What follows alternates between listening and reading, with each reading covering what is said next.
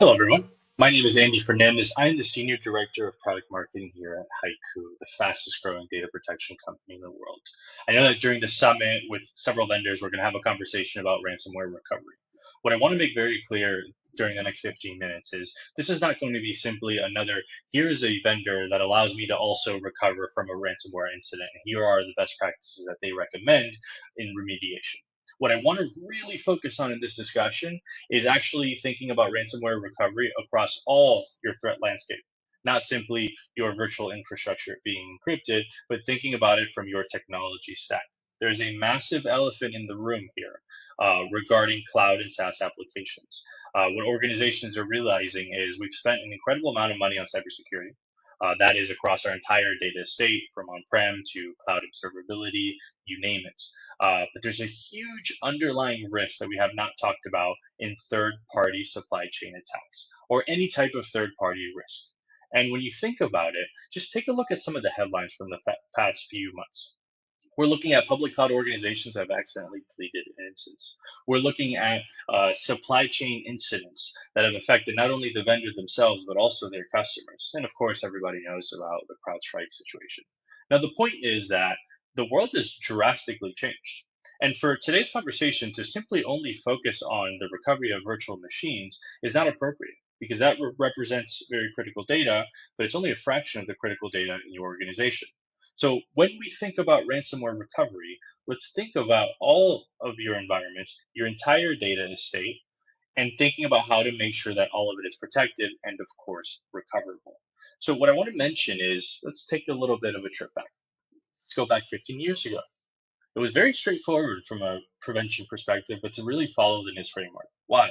Well, all of your applications from tier one to business applications are all running in a data center. They're running on virtual and physical workloads. You were the king or queen of this castle, and it was running on VMware and Nutanix and everything else. What we noticed, and if you just kind of think back to today, it's a drastically different environment. Your data is no longer simply sitting inside of a VM somewhere in your control that you can touch and access and manage. It's sitting in somebody else's VM, in somebody else's cloud, across all different types of data silos, depending on the use cases. Not only from what your engineering team is using or your IT team, but also sales, with marketing, with finance is using. Data is absolutely everywhere. But guess what? It's all critical. It's all appealing, and all of it has an extremely high ROI for a cyber attack. So when we think about how this actually happened, it's very important to understand how your organization has evolved. And before I do this, what I'd like to challenge everybody in the audience is to think, well, how many SaaS applications do you actually have? I want everybody to pause and think through how many SaaS applications does your organization have? Not just your department or what you paid for in IT or under your purview, but your entire organization. How many applications does it have? And I will tell you that most people will come and say, Andy, there's actually about 10 to 15 applications, the usual suspects, 365, Salesforce. What I can tell you, what I can guarantee you, is that the average mid-sized organization actually has over 200 SaaS applications. How does this actually happen? Well, 20 years ago, everything was on-prem. Everything was hosted on-prem. So you had full management, uniform management.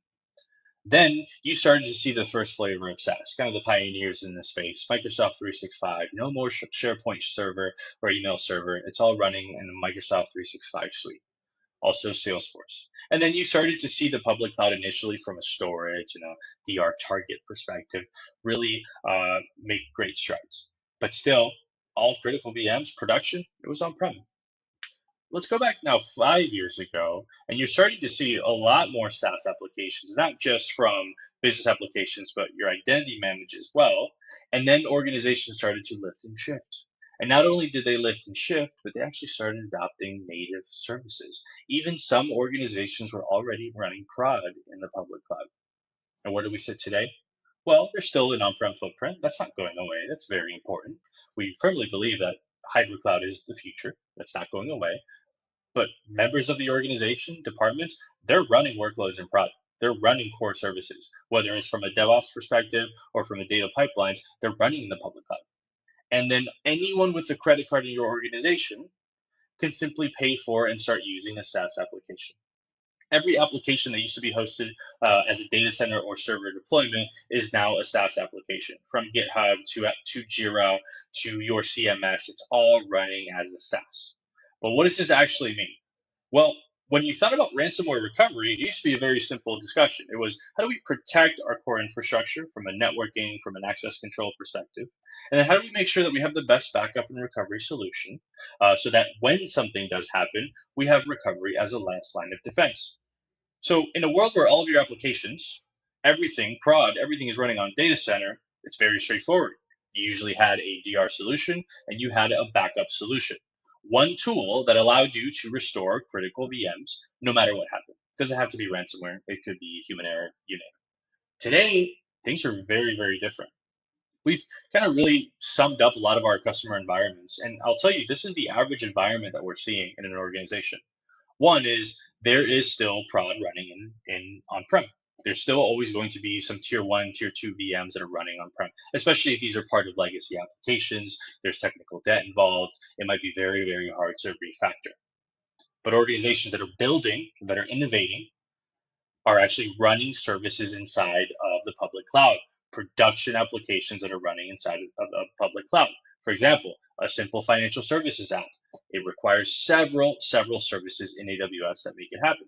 If they're running data pipelines through Google Cloud.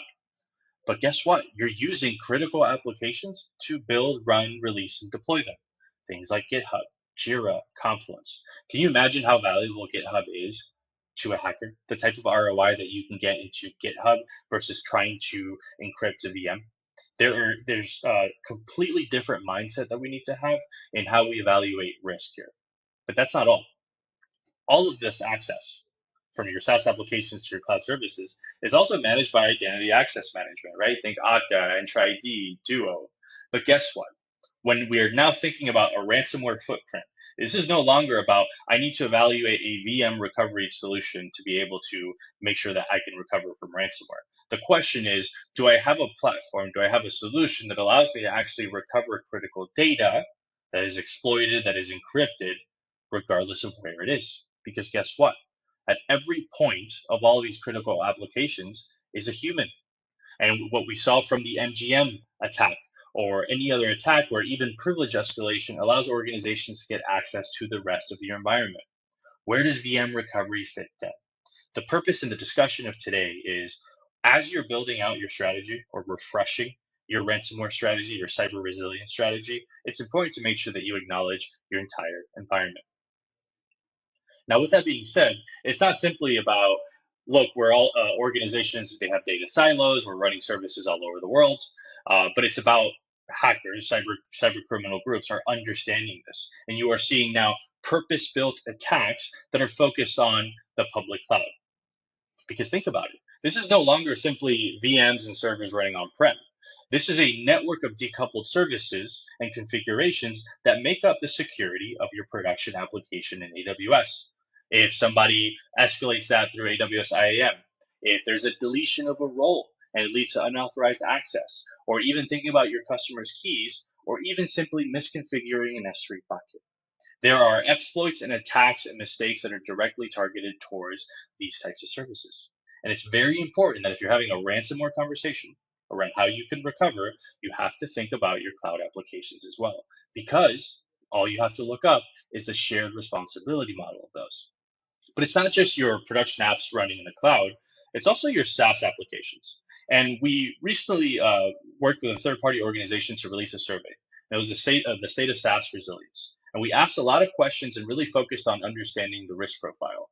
And of all the organizations that has had a breach or cyber incident, 60% of those organizations reported that the breach originated from a SaaS application. Think about that. Think about the fact that how critical organization and the data sitting in GitHub or Workday or DocuSign, there's PII, critical information, IP, source code running in these applications that is super critical to your organization. That has a very high ROI for a hacking organization. So it's very important to think about your entire data estate and how you're able to protect it. So this is where I wanted to mention for the last few minutes.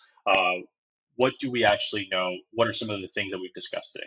One is, of course, being able to protect and recover virtual infrastructure is critical, but it's table stakes. It's something that every organization has to do, and there's so many vendors out there who do an incredible job. But it's not just about doing that. That is the basics. Your solutions and how you evaluate your strategy also has to account for being able to recover from supply chain or direct attacks on your cloud infrastructure, and also exploits and direct attacks on your SaaS applications and the critical data that they hold. It's about protecting your entire technology stack, not just a fraction of it, because that's what the industry has allowed. That's what I wanted to focus on with the HYCU, our cloud platform. Uh, we don't have that much time. I wish I could tell you the full history of HYCU, our evolution from being able to protect those critical applications on-prem, but also securing your cloud and your SaaS footprint as well. But what I'll mention here is that we have the broadest coverage of workloads that are protected in HYCU. We are by far the number one solution for Nutanix, and we're native and purpose built across the board, regardless of whatever flavor of infrastructure you're using in both on-prem and the public cloud. HYCU natively works for each one of those core flavors of infrastructure.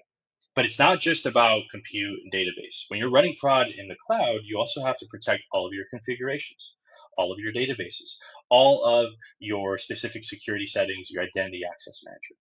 Haiku is able to do that by also, in the same platform, protecting your native public cloud services, and also having the broadest collection of protected SaaS applications in the marketplace. There are over 80 of this. When you look at the industry in total, take the Gartner Magic Quadrant for enterprise backup and recovery.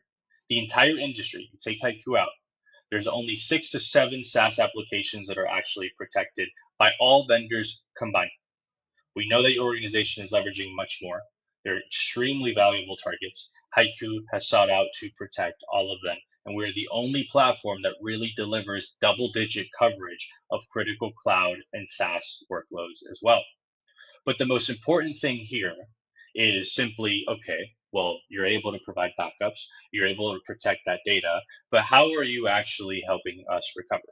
Well, in an entire session, if you go to our website, you'll understand exactly how we're able to help you recover your VMs, making sure that you have air gapped, worm enabled copies of your data to be able to recover no matter where. But the most important thing for today's conversation is we're able to protect your tech stack across all of your IT services, from infrastructure services like Nutanix to IT service management.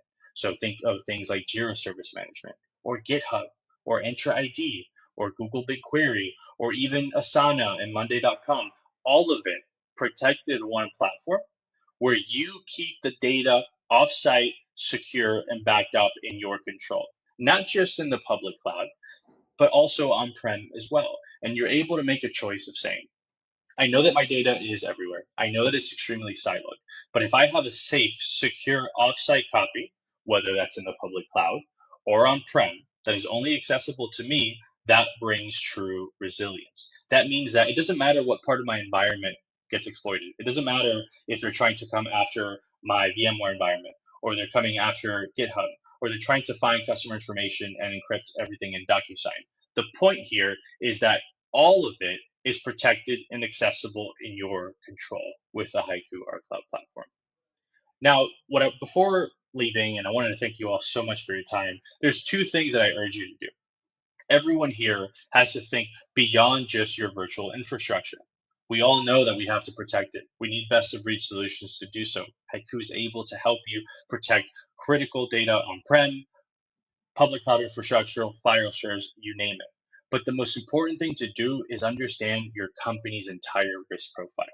And for that, we developed a free service built into the our cloud platform that allows you to scan and identify all as a service applications in your organization. You know, they can tell you, look, this one, aka maybe something like Zendesk, doesn't have native backup and recovery. Did you know that this service doesn't allow you to automate backups? And it'll give you kind of a triage of your environment and really show you what that ransomware threat could look like. So I'm going to ask everybody to scan the QR code now. We'll share a link with you as well. But this is a free service. You will have a call with an engineer that will give you access to the platform, and it is yours to use and yours to evaluate. But step 2 is once you know what that footprint looks like, You have to make sure you understand, well, if there is an incident, are we ready? Do we have the ability to be resilient? Do we have the ability to recover? And so, with that as a second step, we, in collaboration with many other security institutions, developed our score.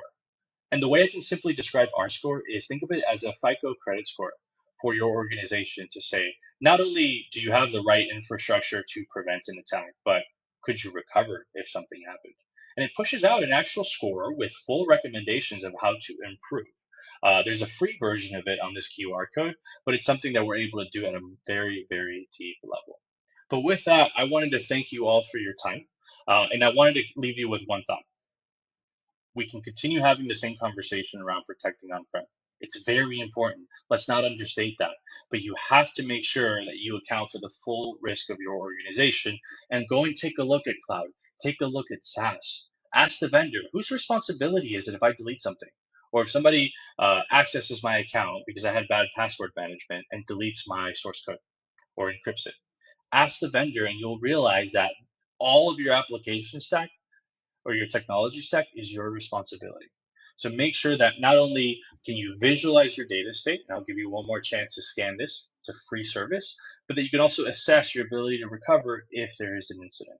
And with that, I want to thank you for your time, for your attention. Any questions, reach out to us or go to haiku.com.